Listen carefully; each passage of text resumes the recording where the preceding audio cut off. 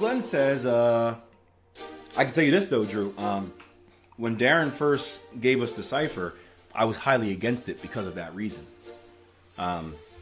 If none of you guys are with us at the time, but so Darren invented the cipher because he was looking for something else, right? He was doing some research on Gartley's, and like any great scientists or someone that made discoveries, right? He stumbled upon something during that venture. So he was researching Gartley's and he kept seeing something. He was like, huh, whatever.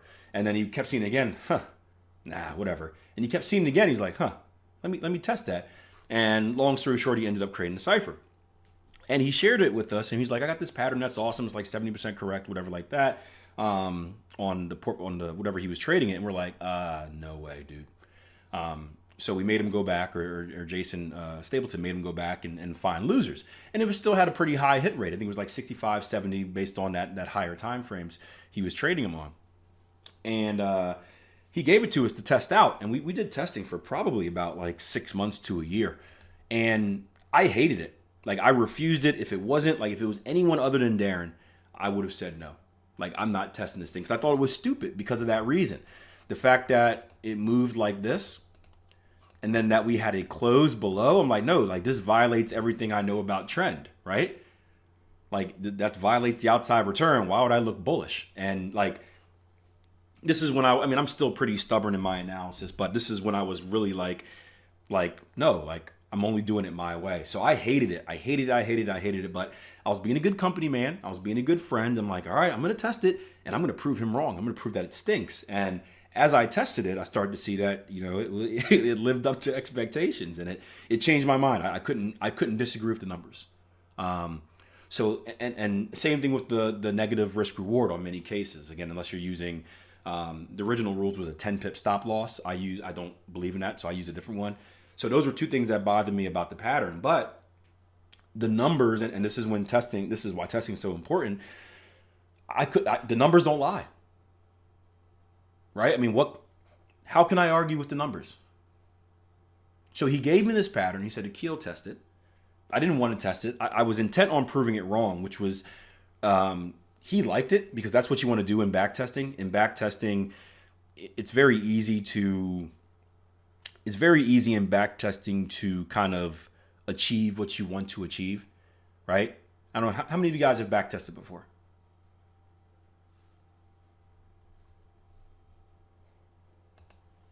Have you ever found, like, so obviously when you back test, let me ask you this, right? You want what you're back testing to work, correct? Does anyone not? Does anyone backtest to prove their system wrong? Right? We want it to work. So we talked about confirmation bias in yesterday's Q&A. We automatically have this confirmation bias where it's like, this is going to work, or we want it to work, right? And what happens is, we start, Cody just mentioned it, these little things start popping up where we start kind of maybe skipping over losers, like we see it, but we act like we don't really see it. Or we start getting winners where it's like, it didn't actually hit the entry, but it was like 2 pips away. Like, that would have been a close enough. Like, the spread, I would have front ran, right? We start doing these little small acts to help us keep those winners and help us disregard those losers, right? I used to do this all the time, right? We get a trade that comes within like 1 pip of target.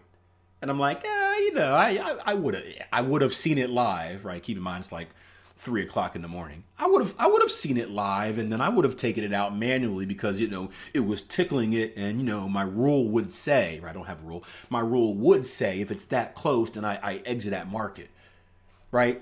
Reality, I'm not up at 3 o'clock watching a trade bar by bar. But, when you're on that losing streak and you're back testing, you want it to work, right? So you do small stuff like that. Because you want that result. And, after I realized, after many failed back tests of doing so, I back tested a lot of times simply because I rushed through the process. Like, I didn't, when I would back test, in fact, here's a good quote I just put up today. Right? It says, when performing testing, instead of looking, and hold on, Cody, you're right. I'm 1 in 1 out there. That's the beauty of it. When performing testing, New Zealand dollar hit target ones, by the way. Ka-ching! When performing testing, instead of looking for the answers, it's much more beneficial to look for the questions. And when I went through my first rounds of backtesting, I was only looking for the answers, right? Backtesting was only a bridge to live trading, right? I didn't really care about the value of backtesting. It was just something that my mentor told me I had to do in order to trade. So I only went through testing a very specific way just so I can get the answers, basically just so I can get approval to trade live. So I never looked for anything else. And you can imagine I made a lot of mistakes in doing that. So I would have to go back every time I had a question and back test again. So I spent a lot of time back testing the same thing, which is one of the reasons. The positive of that is that my RAS became very, very, very good because I back tested thousands of trades, thousands of times because I kept trying to rush through and it just cost me more time. But when you look for questions, it's much more beneficial, right? So when I was back testing the cipher, right, I wanted to prove it wrong. So I was looking for any type of reason to prove it wrong, right? So I was asking a lot of questions, kind of like I guess an opposite confirmation bias of why it shouldn't work.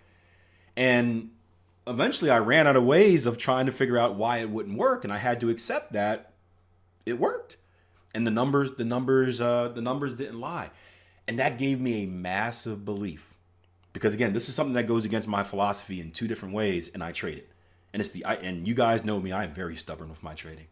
But it gave me a massive belief in those numbers, and that's kind of cool. But yeah, I was the same way, Andy. It was I think it was Andy who asked that, or Andre, sorry. It was it was disturbing to me, and it was uncomfortable. But the numbers don't lie. So target one's hit on New Zealand dollar, well done.